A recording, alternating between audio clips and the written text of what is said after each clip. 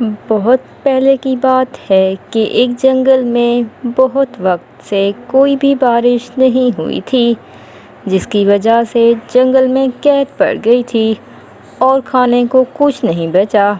اس جنگل کے تمام جانور بہت زیادہ پریشان تھے۔ اس جنگل میں ایک ٹونی چڑیا اپنے پتی کے ساتھ رہتی تھی اور اس کا پتی بھی بھوک کی وجہ سے پریشان تھا۔ وہ ایک دن آپس میں باتیں کر رہے ہوتے ہیں کہ تبھی کالو کوا بھی وہاں پر آ جاتا ہے اور وہ ان سے کہتا ہے، ارے دوست، اگر تمہارے پاس کھانے کو کچھ بھوجن ہے تو مجھے دے دو جلدی سے۔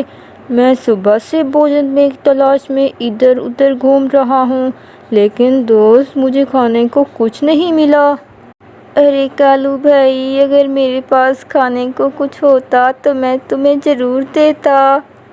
یہ سب سن کر کالو کوا اداس ہو کر وہاں سے چلا جاتا ہے۔ تب ٹونی چڑیا کی بیٹی اپنے ماں باپ سے کہتی ہے، ماں، مجھ سے اب بھوک برداشت نہیں ہو رہی۔ یہ بول کر ٹونی چڑیا کی بیٹی بہت زیادہ رونے لگ جاتی ہے۔ ٹونی چڑیا کے پتی یعنی اس کے پتا سے اپنی بیٹی کی یہ حالت دیکھی نہیں جاتی۔ ارے ٹونی چڑیا، تم اس کا خیال رکھو، میں اس کے لیے کہیں سے بھوجن ڈھونڈ کے لاتا ہوں۔ یہ کہہ کر ٹونی چڑیا کا پتی بھوجن کی تلاش میں نکل پڑتا ہے۔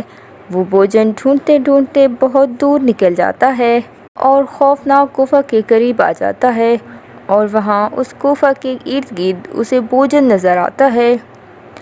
سنا ہے آج تک جو بھی اس غار کے پاس آیا ہے وہ اس غار سے واپس نہیں لوٹا، لیکن مجھے تو اپنی بیٹی کے لیے بھوجن کی تلاش کرنی ہی ہوگی۔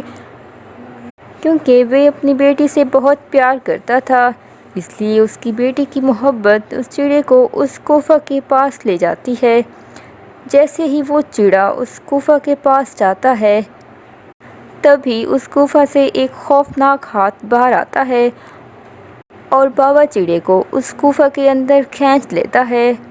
ٹونی چڑیا اپنے گھر میں اپنے پتی کا انتظار کر رہی ہوتی ہے، لیکن اس کا پتی گھر واپس نہیں لوٹا۔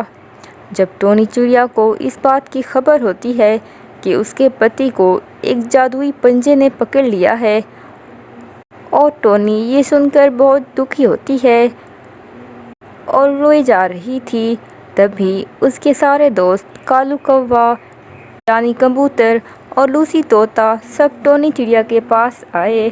لوسی طوطے نے کہا، ارے کیوں نہ ہم سب مل کر اس غار کے پاس جائیں۔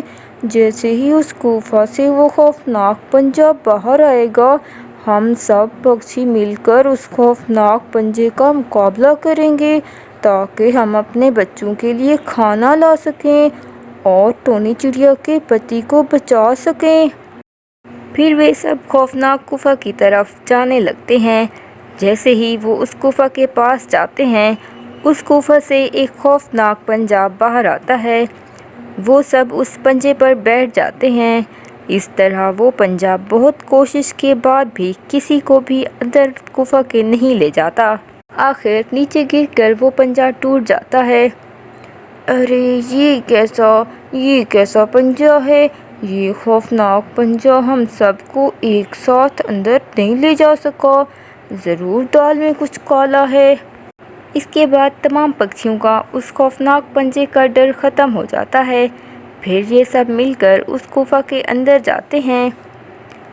ارے یہ سب پکچھی اس طرح سے پنجروں میں کیوں قید ہیں؟ وہاں ڈھیر سارے پکچھی پنجرے میں بندھے ہوتے ہیں۔ تبھی ٹونی چڑیا کو اپنا پتی بھی ایک پنجرے میں قید نظر آیا۔